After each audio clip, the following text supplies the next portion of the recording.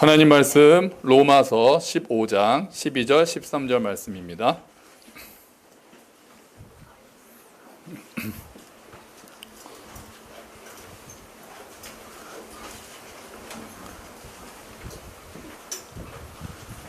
로마서 15장 12절 13절 말씀입니다.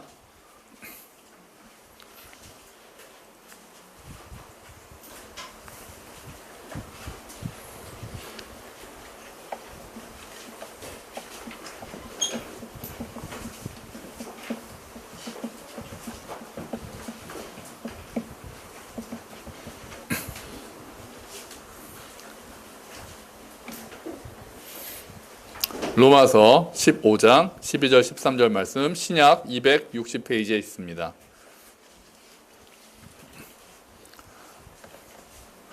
자, 우리 같이 읽어볼까요? 또 이사야가 이르되 이새의 뿔이 곧 열방을 다스리기 위하여 일어나시는 이가 있으리니 열방이 그에게 소망을 두리라 하였느니라. 소망의 하나님이 모든 기쁨과 평강을 믿음 안에서 너희에게 충만하게 하사 성령의 능력으로 소망이 넘치게 하시기를 원하노라. 아멘. 할렐루야. 아멘. 건강한 얼굴로 뵈서 너무 좋습니다. 지금 사방에 어려움이 가득합니다. 지금 일단 딱 피부로 와닿는 게 뭐가 올라갔습니까? 물가가 올라갔습니다. 물가가. 지금 또 기름값이 굉장히 많이 올랐잖아요. 또 경유가 휘발유보다도 지금 비싸서 뭐 유류세 인하폭이 또 더 커져서 내일부터는 다시 좀 더 내려올 수도 있다고 하는데 기름값도 너무 오르고요. 런치플레이션이란 말 들어보셨어요? 요즘에 또 신조어 나왔더라고요. 런치플레이션, 런치 인플레이션. 그래서 직장인들이 점심 먹기가 두려운 시대가 됐다. 그래서 냉면을 먹어도 10,000원으로 먹기가 이제 어렵다고 그러더라고요. 10,000원으로 점심 먹기가 어려워지고 있는 시대가 됐습니다. 그래서 편의점에서 도시락이 그렇게 많이 팔린답니다. 직장인들도 도시락 싸고 다니는 사람들이 많고, 저도 이제 교회에서 혼자 밥을 먹잖아요. 교회에서 혼자 밥을 먹으니까 어디 식당에 가서 밥 먹기가, 또 바쁜 점심시간에 또 혼자 오는 거 별로 안 좋아하거든요. 식당이 안 좋아하기도 하고, 저도 굳이 나가서 혼자 식당 들어가서 먹기도 돈도 비싸고 혼자 먹는 것도 그러고 그래가지고 또 마트가 생겼잖아요, 옆에. 그래서 종류별로 라면을 사다 놨어요. 둥지 냉면 한 세트, 비빔면 한 세트. 비빔면도 지금 생각은 한번 다음부터는 브랜드별로 먹어보자. 팔도 비빔면, 뭐 농심 비빔면 해서 맛을 비교하면서 먹어봐야 되겠구나. 또 뭐 메밀국수 한 세트 해가지고 딱 주방에다 쟁여놓고 점심은 그냥 요즘 이제 밥 먹기 좀 이제 더워지면은 그렇게 하려고 생각하고 있습니다. 전쟁도 우크라이나 전쟁도 쉽게 끝날 것 같지가 않습니다. 어젠가요? 그 기사 보니까 남한과 북한처럼 될 가능성이 있다. 이게 종전선언 못하고 지금까지 지금 70년째 우리가 이런 상황이잖아요. 그렇게 될 가능성이 있다라는 얘기도 하고, 푸틴은 뭐 우리가 불리해지면 핵무기 쏠 수도 있다는 얘기를 했다는 둥. 그러면서 지금 물가 전체적으로 인상되는 이유 중에 하나가 전쟁의 탓도 있는데, 정말 이게 쉽게 끝날 것 같지가 않습니다. 그래서 서방에서도 한쪽에서는 현실적으로 봐서 적당하게 타협하자 이런 의견들이 지금 많이 나오고 있다고 그래요. 영국이나 독일이나 이런 나라에서는 러시아를 완전히 몰아내는 거는 그렇게 고집을 피우다간 전쟁이 안 끝날 테니 땅 어느 정도 포기하고, 돈바스 지역이겠죠? 어느 정도는 좀 협상해서 타협을 하는 게 끝내는 게 낫지 않겠냐 이런 의견도 나오고, 또 어떤 나라는 이거는 지금 불의한 전쟁인데 끝까지 러시아를 물리쳐야지 또 이렇게 하면서, 이제 젤렌스키 같은 우크라이나 대통령이 그런 쪽이죠. 우리는 절대로 포기할 수 없다. 고민이 될 것 같아요. 어떻게 하는 게 더 맞는 것인지 실제로도 고민이 되겠습니다. 그 밖에도 여러 가지 문제들이 우리를 힘들게 하죠. 코로나도 뭐 또 다시 온다는 말도 있고요. 부동산 문제도 뭐 지금 또 이제 8월 되면은 그 임대차 보호법에서 계약 갱신 청구권이 한 번이 끝났기 때문에 전세가 쫙 또 엄청나게 올라갈 것이라는 그런 이야기가 있어서 저도 두려움에 떨고 있습니다. 사회통합도 이뤄내야 되죠. 경제성장도 해야 되죠. 정부도 참 어렵겠다는 생각을 합니다. 근데 왜 이렇게 다 지도자가 되려고 하는지. 뭐 직장인은 직장인대로. 또 학생들은 당장 다음 주부터 시험 기간이잖아요. 중간고사. 기말고사. 기말고사 보는 우리 중고등학생들, 중학생까지 중학교 2학년부터 이제 시험이 있죠. 또 그것도 이제 스트레스도 받고 뭐 어려운 일은 언제나 많습니다. 코로나 시대 또 우리가 앞으로 보면은 이제 정해진 미래라고 하죠. 인구 절벽 이거 어떻게 할 것인가. 2100년에 우리나라가 인구가 1800만 명이 된다는 게 정해져 있다고 그러더라고요. 1800만 명이요? 절반도 3분의 1 정도밖에 안 되는 인구 아닙니까? 정해졌답니다. 야, 그러면 뭐가 어떻게 될지 전혀 이제 가늠이 안 되는 거죠. 뭐 그 전에 2050년에 기후 위기로 지구가 멸망한다는 시나리오까지 있습니다. 아이고, 2100년 1800만 명 되기 전에 지구가 이미 이제 기후가 완전히 붕괴가 될 것이다라는 말도 있고 사방에 두려운 이야기들이 많이 있는 거죠. 그래서 역설적으로 교회에서는 그래서 코로나 시대에 어떤 주제로 설교를 많이 했다고 전에 한번 말씀드렸어요. 뭐였습니까? 소망이었어요. 소망, 희망. 기독교는 그래도 희망이 있다라고 이야기하는, 소망이 있다라고 이야기하는 생명의 종교이기 때문에 그렇습니다. 오늘 우리가 읽은 부분에서도 소망이 3번이나 나와요. 소망이. 오늘 우리가 읽은 12절, 13절에서도 소망이 3번 나옵니다. 이사야가 이르되 이새에 뿌리고 열방을 다스리기 위하여 일어나시는 이가 있으리니 열방이 그에게 뭐를 두리라? 소망을 두리라 하였느니라. 그 다음에는요. 소망의 하나님이 모든 기쁨과 평강을 믿음 안에서 너희에게 충만하게 하사 성령의 능력으로 소망이 넘치게 하시기를 원하노라. 아멘. 기독교는 보통 사랑의 종교다 이렇게 말을 많이 하지만 소망의 종교라고 해도 말이 이제 맞는 말이 되는 거예요. 그래서 기독교에서도 소망, 어려울 때일수록 소망을 우리가 계속 강조해야 되기도 합니다. 그런데 소망을 이야기할 때 조금 더 생각할 부분이 있습니다. 우리가 소망한다, 또 희망한다라고 할 때는요. 어떤 글을 보니까 요거를 구분하자라고 이야기를 했더라고요. 보니까 소망하고 소원을 좀 구분을 해보자라고 이야기를 하더라고요. 이제 영어로 말하면 소망은 뭐겠어요? 호프죠, 호프. 그럼 소원은 wish라고 이렇게 두 개를 구분을 했습니다. 그래서 사람들이 우리가 소망과 소원을 너무 이제 혼용해서 사용하긴 하는데 엄밀하게 생각하면서 우리가 좀 깊이 생각해 보자라는 얘기예요. 그러니까 소원은 뭐냐? wish는 말 그대로 우리가 바라는 거죠. 나에게 일어나기를 원하는 것들. 우리가 수많은 소원을 가지고 있잖아요. 우리 중고등학생들 이번 기말고사 시험 잘 보기를 원하겠죠. 또 이제 청년들의 경우는 취업이 잘 되기를 또 원하죠. 또 우리 모두가 육체적으로 건강하기를 바라고 원하죠. 가족이 평안하기를 바라죠. 우리가 기도 제목 나눠보니까 기도 제목이 딱 이렇게 공통점들이 일단 건강에 대한 기도도 많고 또 자녀들이 좋은 만남을 가지게 바라는 그런 기도들도 있고 우리들이 그런 소원을 많이 가지고 있는 거죠. 당연히 경제적으로도 우리나라도 풍요를 누리기를 소원합니다.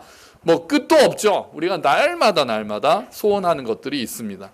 당연하고요. 또 우리가 하나님의 자녀로서 이런 소원을 가지고 이런 소원을 하나님께 아뢰는 것도 당연한 자녀들의 권리이기도 합니다.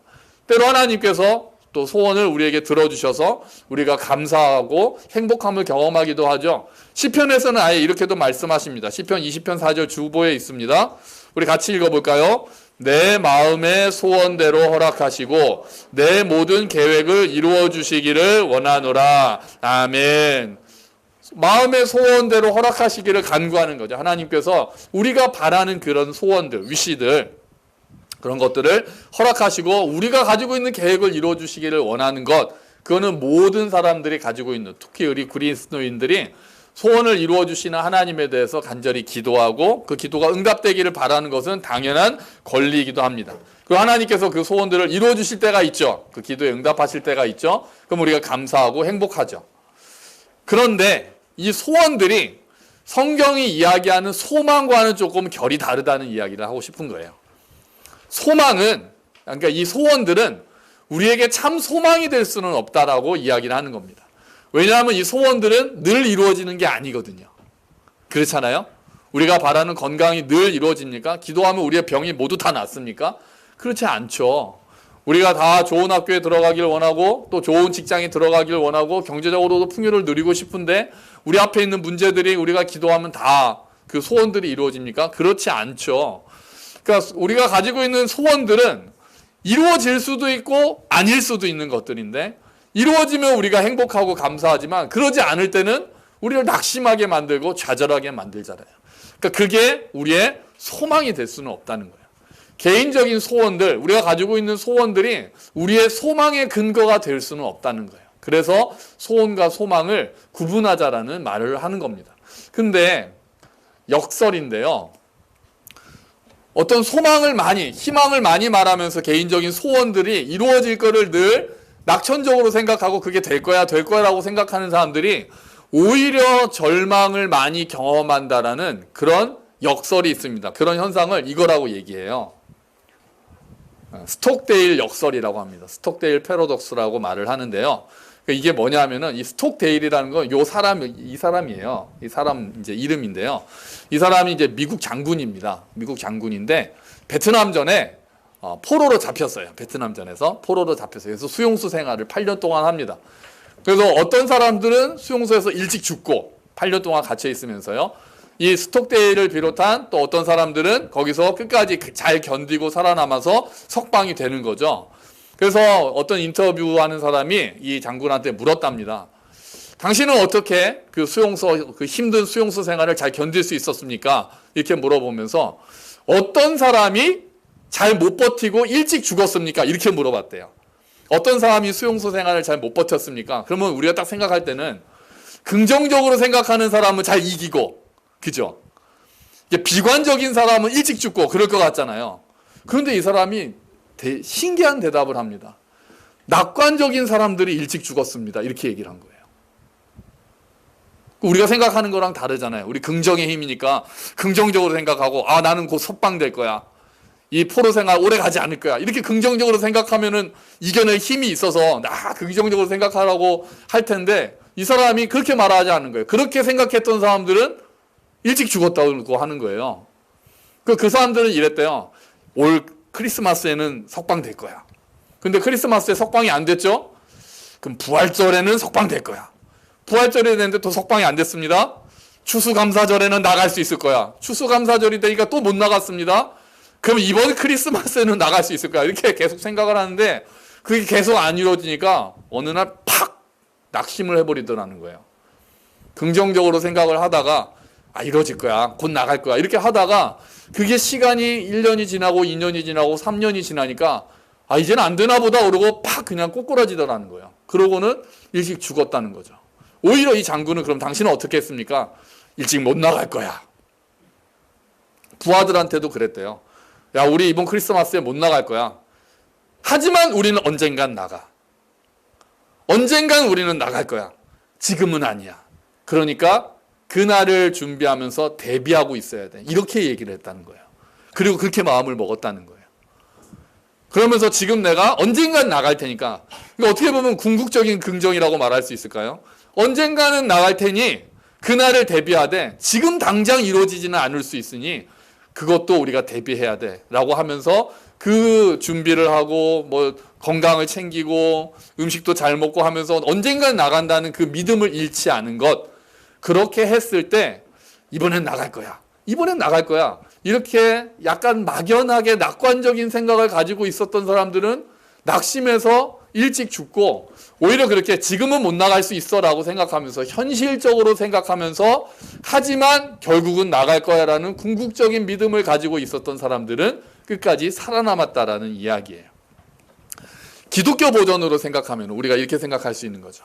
하나님이 내 기도 들어주실 거야. 지금 하는 기도가 있잖아요. 우리의 소원들을 기도하잖아요. 이번에 기도 들어주실 거야. 근데 이게 늘 들어주시나요? 안 그렇다는 건 우리가 다 알잖아요. 우리가 기도한다고 기도 다 들어주시는 거 아니라는 거 우리가 다 알잖아요. 아이들도 이미 다 경험했는데요. 기도를 왜 안 들어주십니까? 거기 또 여러 가지 이유가 있잖아요. 우리가 아예 잘못 구하는 것도 있을 테고요. 정욕대로 쓰려고 잘못 구하면 안 들어주신다고 아예 그냥 성경에 딱 나와 있으니까요. 잘못 구한 것이 있죠. 또 때로는 우리가 알 수 없는 더 큰 그림 가운데서 하나님의 뜻이 다른 곳에 있을 수도 있죠.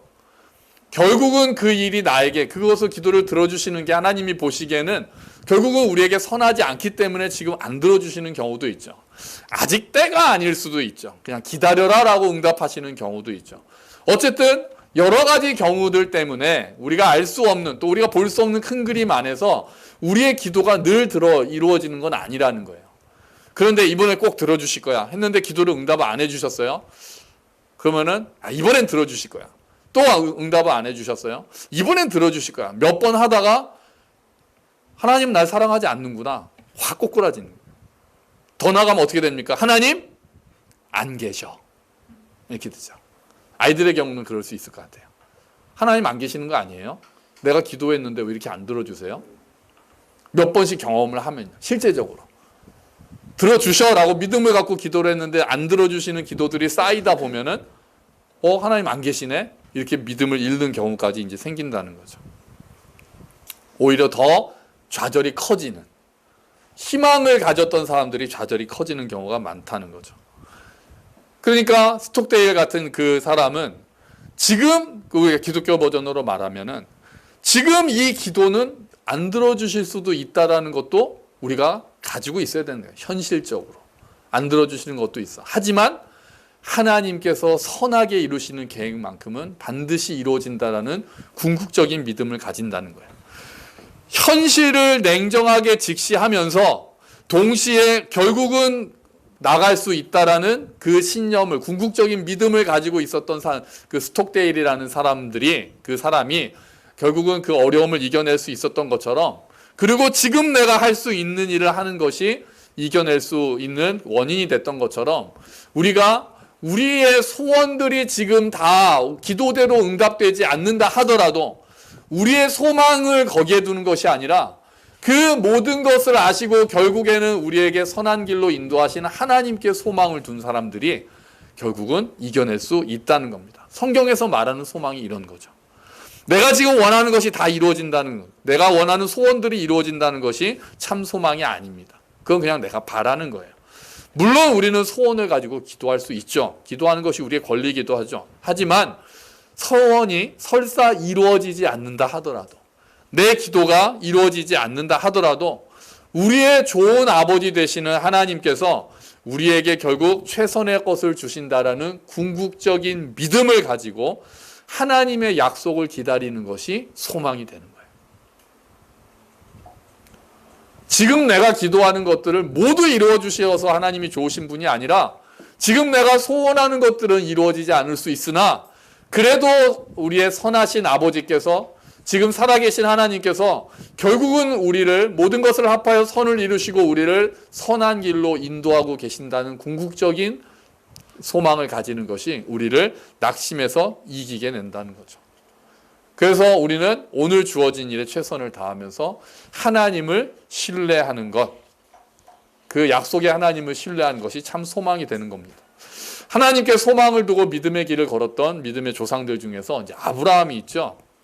하나님께서 아브라함한테 내가 너에게 보여줄 땅으로 가라고 했을 때 아브라함이 그 말씀을 믿고 따라갔습니다. 그러면서 하나님께서 그렇게 말씀하시죠. 내가 자손과 땅을 줄게. 근데 한 10년쯤 지났는데 애가 생길 생각을 안 하네요. 나이는 먹어가고.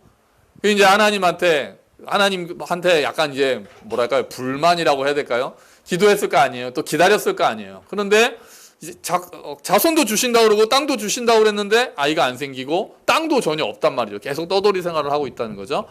그런데 어느 날 하나님께서 또 나타나셔서 아브라함아, 두려워하지 말아라.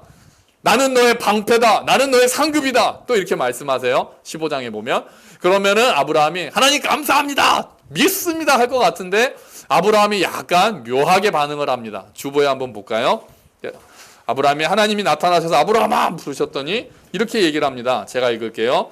그러자 아브라함이 말했습니다. 주 여호와여, 저에게 무엇을 주시렵니까? 저에게는 아들이 없습니다. 그러니 다마스커스 사람인 제 종 엘리에셀이 제 모든 재산을 물려받을 것입니다. 아브라함이 또 말했습니다. 주께서 저에게 아들을 주지 않으셨으니 제 집에서 태어난 종이 저의 모든 것을 물려받을 것입니다.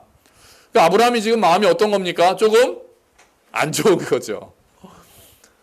하나님 또 믿습니다 이렇게 안 하고, 하나님 자식 주신다고 하셨고 땅도 주신다고 하셨는데 뭘 주시려고요? 지금 전혀 아들이 안 생기고 저는 나이만 먹고 있는데, 그렇게 지금 결국은 저희 집에 종한테 물려주라는 말씀이신가요? 약간 불만? 불평 같은 게 좀, 의심, 흔들림 이런 게 좀 들어있는 말씀이 되는 거죠. 그랬더니 하나님께서 아니다, 너 몸에서 아들이 날 거다. 하늘의 별과 같이 바닷가의 모래같이 꼭 그렇게 자손이 많아질 거다 하니까 아브라함이 또 믿습니다. 그리고 하나님께서 땅도 내가 약속의 땅 주겠다 하니까 아브라함이 그 증거를 보여주세요 라고 얘기를 합니다. 그랬더니 하나님께서 이렇게 얘기하시죠. 동물을 잡아서 반으로 쪼개가지고 쫙 놓고 기다려라 이렇게 말씀하세요. 동물을 쪼개서 딱 놓습니다. 사진으로 보여드리려고 했으나 너무 끔찍한 사진이기 때문에 마침 정육점도 생겼는데 고기라도 가져올 걸 그랬나 봐요. 그 고기를 쪼개가지고 그러니까 양을 쪼개서 딱 반으로 쪼개가지고 옛날 제사는 정말 대단했어요. 그죠? 쪼개가지고 딱 놓은 거예요. 그리고 나서 이런 일이 일어납니다. 우리 주보에 보시면 창세기 15장 17절 말씀 같이 한번 읽어볼까요? 해가 져서 매우 어두운데 갑자기 연기나는 화로와 타오르는 횃불이 나타나서 반으로 쪼개놓은 동물들 사이로 지나갔습니다. 아멘. 동물들을 딱 쪼개놓고 막 피랑 막 범벅이 돼 있을 거 아니에요? 그런데 갑자기 횃불이 딱 나타나가지고 그 사이를 불이 지나갔다는 거예요. 자, 이게 이제 뭐를 보여주는 겁니까? 그러니까 옛날에 약속을 한단 말이에요. 저랑 이래랑 약속을 한단 말이에요. 그래서 이래야 너 나중에 너랑 나랑 계약을 맺자. 우리 무슨 약속을 할까 이래야? 어떻게 약속할까? 뭐라고 할까요? 내가 이래가 아주 좋은 크게 농사를 짓는 훌륭한 농부가 되면은 너는 교회에 모든 쌀을 갖다 대라. 그럼 내가 매일 너를 위해 기도할게. 약속을 했다고 봐요. 그런 다음에 서로 약속을 계약을 한 다음에 동물을 쪼개는 거예요. 동물을 쪼개가지고 딱 놓고 둘이 같이 그 사이를 지나가는 거예요. 그러면서 약속을 어기면 어떻게 될 것이다. 이렇게 쪼개질 것이다. 좀 무섭죠. 둘이 약속을 맺은 다음에 동물을 딱 쪼개서 그 사이로 둘이 같이 지나가면서 우리가 이렇게 약속을 지키지 않으면은 이 동물처럼 쪼개져도 신 앞에서 할 말이 없다. 이렇게 무시무시하게 약속을 하는 거죠. 지금 그렇게 약속을 하는 거예요. 동물을 쪼개놨는데 그 사이를 횃불이 뭐를 상징하는 겁니까? 누구를 상징합니까? 하나님이시잖아요. 하나님이 그 사이를 훅 지나가시는 거예요. 그러니까 이 약속은 내가 맹세하게 너에게 이 땅을 약속의 땅을 준다, 자손을 준다는 거는 내가 반드시 지키겠다라는 하나님의 의지를 보여주시는 거예요. 근데 심지어 누구는 안 지나갑니까 지금? 아브라함은 안 지나갔어요. 하나님 혼자 지나가셨어요. 그 말은 뭐예요? 아브라함에 상관없이 내가 그 약속은 이루어내겠다라고 하나님이 말씀하신 거예요. 이걸 시청각 교육으로 보여주신 거예요. 그러니까 아브라함은 감격할 수밖에 없죠. 그 쪼갠 그 동물 사이로 불이 확 지나가는 걸 보면서 와, 하나님이 이렇게 약속을 지키시는 분이구나. 그리고 하나님께만 소망을 두는 삶이 되었을 거란 말이에요. 여러분, 우리에게 하나님께서 시청각 교육으로 우리에게 하나님께서 사랑을 확증하시기 위해서 우리에게 보여주신 것이 뭡니까? 십자가입니다. 십자가입니다. 하나님께서 시청각 교육으로 우리에게 보여주신 것.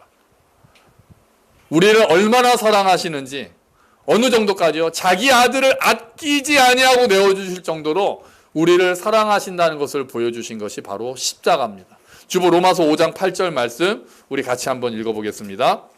그런데 그리스도께서는 우리가 아직 죄인이었을 때 우리를 위해 죽으셨습니다. 이것으로써 하나님께서는 우리를 향한 그분의 사랑을 나타내셨습니다. 아멘. 확증하셨고 나타내셨습니다. 하나님께서 아들을 십자가에 죽게 하시기까지 우리를 사랑하셨기 때문에 그 십자가를 경험하고 십자가를 깨달은 사람들은 이제 하나님의 사랑을 신뢰하게 되는 거예요. 내가 오늘 바라는 기도가 하나가 들어주면 와, 하나님 난 정말 사랑하시는구나. 그 소원이 이루어지지 않으면 하나님 나 사랑하지 않으신가? 이렇게 일희일비하면서 올라갔다 내려갔다 하는 것이 아니라 우리가 소망을 그 십자가에다 둔다는 거죠. 십자가에서 드러난 하나님의 사랑을 깨닫고 거기에 우리의 소망을 딱 걸어 놓을 때 우리가 흔들리지 않고 낙심하지 않고 절망 가운데서 이겨나올 수 있다는 겁니다. 하나님께서 결국 이 십자가를 통해서 나를 구원하실 만큼 나를 사랑하신 하나님께서 우리를 결국은 선한 길로 이끄셔서 최후 승리를 주실 것이라는 것을 믿을 때 그럴 때만이 우리가 흔들리지 않을 수 있다는 겁니다. 그래서 십자가의 사랑을 깨달은 사람들은 낙심 가운데 오래 머물러 있지 않는 거예요. 지금 내가 원하는 기도가 이루어지지 않으면 어떻게 또 낙심 안 할 수 있겠습니까? 다 낙심하죠. 당연히 낙심하죠. 하지만 십자가로 돌아가는, 십자가에서 나타난 하나님의 사랑을 제가 신뢰합니다. 십자가를 바라보면서 다시 소망을 가지게 되는 거예요. 내가 너를 이만큼 사랑한다는 말씀을 십자가를 바라보면서 다시 한번 듣게 되는 거예요. 그래서 십자가가 우리의 소망이고, 복음이 우리의 소망이고, 하나님이 우리의 소망이 되시는 거예요. 오늘 말씀에 소망이 3번 나온다 그랬잖아요. 우리가 딱 3번 그러면은 뭘 딱 생각을 해야 돼요. 이 소망이 3번이 다 지칭하는 대상이 다릅니다. 12절에 볼게요. 이새에 뿌리고 열방을 다스리기 위하여 일어나시는 이가 있으리니 열방이 그에게 소망을 두리라. 여기서 그는 누굽니까? 이새에 뿌리니까 누굽니까? 예수님이에요. 예수님. 소망을 예수님께 둔다는 거예요. 그런데 13절에는 보니까 소망의 하나님이 이제는 하나님이에요. 소망이 하나님이랑 연결돼요. 12절에서는 소망이 예수님과 연결이 됐는데 13절에서는 소망이 하나님과 연결이 돼요. 그러면서 모든 기쁨과 평강을 믿음 안에서 너희에게 충만하게 하사 성령의 능력으로 소망이 넘치게 하시기를. 이제는 소망이 누구랑 연결이 됩니까? 성령님하고 연결이 돼요. 12절 13절에 모든 소망이 3번 나오는 소망이 한 번은 예수님과 한 번은 하나님과 또 한 번은 성령님과 연결이 되고 있는 거예요. 성부, 성자, 성령 하나님이 우리 소망의 근거가 되시는 줄로 믿습니다. 우리가 소망을 하나님께만 두어야 되는 거예요. 어떤 학자가 이렇게 말을 했어요. 이렇게 물어봤어요. 자, 한번 대답해 보세요. 절망의 반대말은 땡땡이다. 절망의 반대말은 땡땡이다. 답이 뭘까요? 뭐 희망, 소망 일 수도 있죠. 틀린 말은 아니지만 그렇게 쉬운 문제를 제가 설마 이렇게까지 하면서 냈겠습니까? 뭔가 다른 말이 들어가니까 냈겠죠. 절망의 반대말은 뭐다? 이 키에르 케고르라는 학자가 이렇게 얘기했습니다. 절망의 반대말은 믿음이다. 절망의 반대말은 믿음이다. 이렇게 말했어요. 생각을 하게 만들지 않아요? 절망의 반대말은 희망. 나 그냥 희망해. 나 소망해. 그냥 나 바래. 이런 것이 아니라 믿음만이 절망을 치유할 수 있다는 거예요. 내가 오늘 하나 이루어지고 막연하게 낙관적으로 생각하는 것이 절망에서 우리를 끄집어내는 것이 아니라 선하신 하나님, 우리의 소망의 근거를 하나님께 두고 그 하나님을 신뢰하는 믿음만이 절망에서 우리를 끄집어낼 수 있다는 거예요. 여러분, 기도가 응답되지 않아서 낙심하셨어요? 우리 아이들도 기도가 잘 이루어지지 않아서 하나님한테 되게 삐져 있는 친구들이 있습니까? 많이 실망했어요? 그럴 수 있어요. 몸도 아프고 마음도 아프고 뭐 환경도 좋지 않고 뭐 나라가 돌아가는 것, 세계가 돌아가는 것을 보면서 정말 내가 원하는 기도들이 이루어지지 않아서 낙심하고 계십니까? 우리 여러분 다시 한번 힘을 냅시다. 설사 우리의 소원이 지금 이루어지지 않는다고 하더라도, 내가 원하는 방식으로 이루어지지 않는다고 할지라도, 내가 원하는 때에 이루어지지 않는다고 할지라도 선한 아버지이신 약속의 하나님을 믿는 믿음으로 일어나시기를 축원합니다. 십자가에서 죽기까지 우리를 사랑하신 예수님을 믿는 믿음으로 일어나시기를 축원합니다. 지금도 우리를 인도하시며 동행하시는 성령님을 믿는 믿음으로 일어나시기를 축원합니다.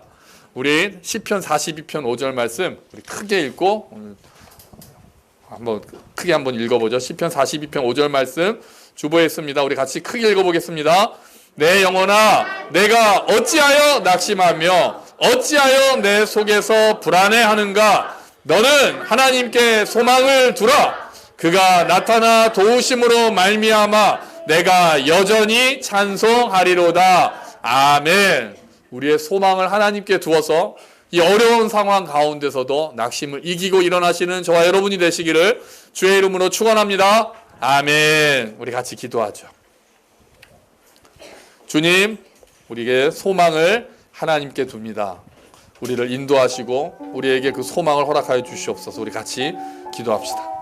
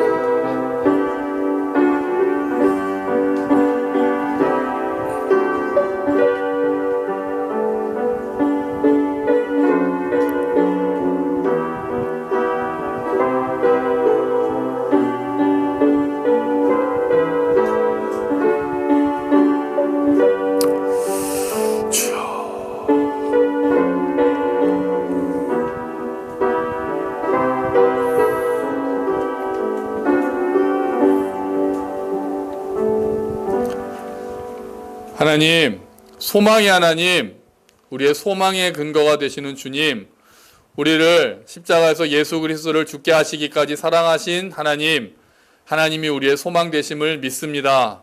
주님, 내가 기도하는 것들 하나가 이루어지고 이루어지지 않는 것에 우리가 울고 웃으며 우리가 흔들리는 삶이 아니라 어려운 가운데서도 물론 지금 내가 원하는 것이 이루어지지 않을 수는 있지만 궁극적으로 선하신 아버지께서 우리의 삶을 인도하고 계시고 최후 승리를 우리에게 허락하시며 모든 것이 합력해서 선을 이룬다는 말씀을 믿고 소망을 하나님께 두는 우리가 될 수 있도록 주님 도와주시옵소서.